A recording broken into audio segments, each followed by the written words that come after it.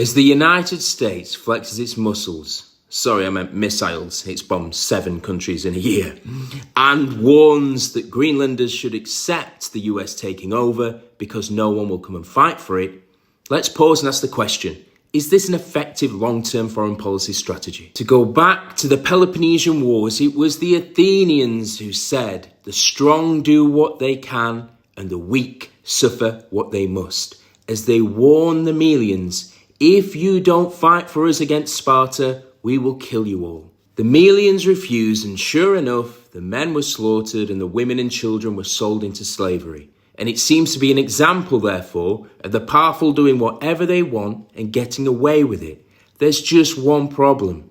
The Athenians went on to lose the war against Sparta. Thucydides' account, therefore, of the Peloponnesian War is not about the merit of unbridled power, but a warning to future powerful leaders. Lesson number 1, don't commit overreach. Ukraine, Gaza, Venezuela, Iran, these are huge crises in and of themselves, and the US administration is just adding more. Lesson 2, don't be overconfident. Just compare Iraq 2003 and Venezuela for a minute.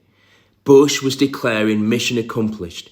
Within months after that statement being made, the US was embroiled in a sectarian civil war that would see hundreds of thousands of people killed. With regards to Venezuela, the dust hasn't even settled and they're moving on to Greenland. But at the same time, the US embassy in Venezuela is putting out warnings saying that anti-US armed groups are conducting roadblocks and searching for people that support the US administration.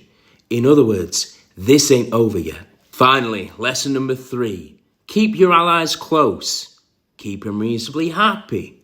Don't undermine them. The US talking about seizing Greenland has now got European leaders openly talking about closing US military bases down throughout Europe.